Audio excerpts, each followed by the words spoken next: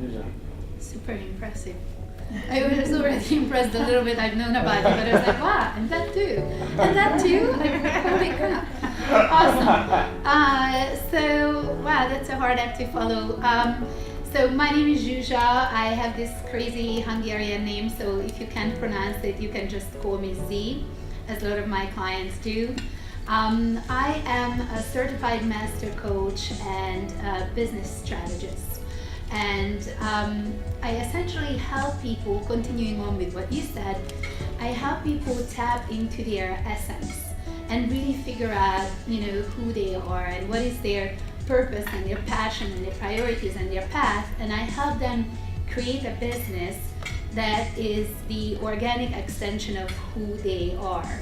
So that way they have a business that they love and they have a business that's sustainable in the long run. Because probably many of you, have gone to courses or bought a program that was one of those the 18 steps to having the millionaire mindset or whatever, and how to build a business from scratch in 90 days. And you expect that you just plop it down, it opens up like a tent, and all of a sudden you have the $1 million business, and it's not quite the way it works, right?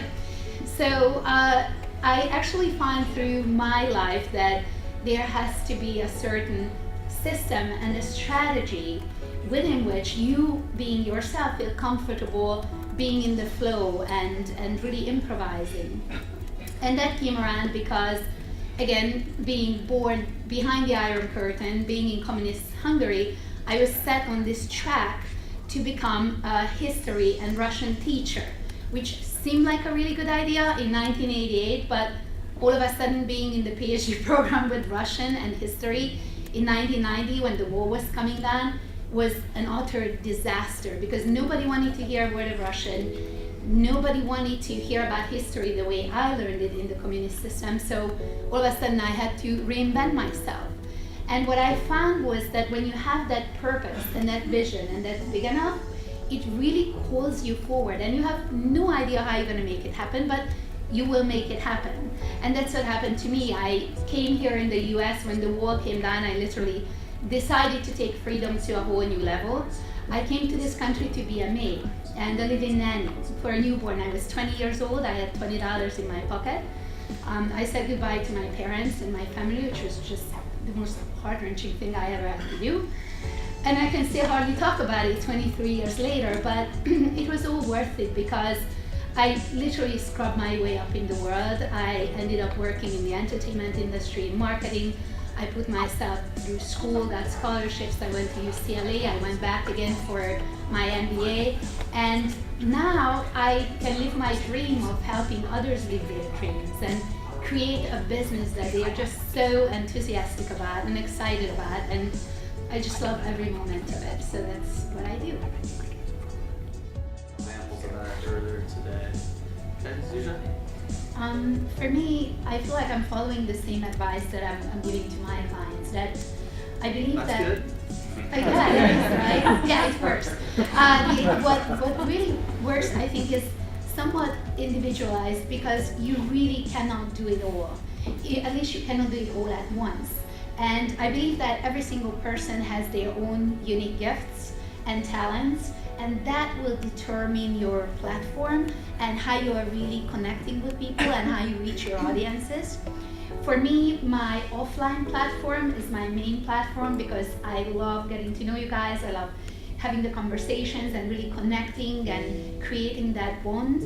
And that has been working great. So on one hand, I would like to bring that up to the next level and speak more and have more of my own events. And on the other hand, for the online platform, I really would like to create that same level of connection online. And that's why I asked for Gary's video. And I'm trying to be very creative about finding a way to sort of reflect my personality, my enthusiasm, my care for my clients so that it really aligns with who I am offline, online. Because right now my site, it looks like it's from 1982 and it's very static and boring and it really doesn't reflect me and what it is that I would like to do for my clients. We're gonna fix that for you. Okay, go ahead, Steve. You can be original.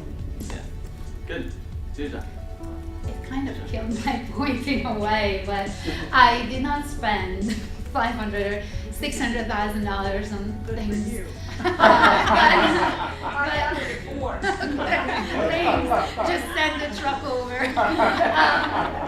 No, I mean, I did not do that, but what I did do was that I feel now, looking back, not even just the past year, but the past couple of years, that I think, I wonder whether it comes from my wanting to do so well and wanting to do really well, not just for others, but to have that quality and always wanting to over-deliver.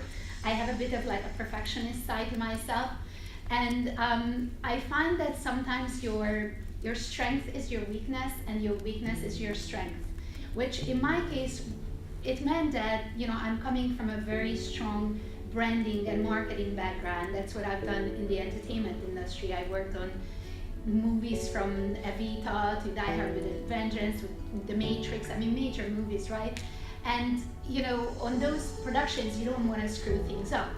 So I ended up in that mindset too much, that at times it was like kind of a, like a stop and go. And I was like, okay, do I do this? Or maybe not. And then I spent too much time trying to figure out how to do everything perfectly. And you just gotta stop at some point and say, okay, it's not gonna be perfect. You're just gonna have to do it. And that's how I ended up with my ugly website. But, it was a good learning experience because at least there was something. So when the lesson you learned the hard way. The lesson I learned is that you gotta do it, and even if it's not perfect, just put it out there because you can always improve.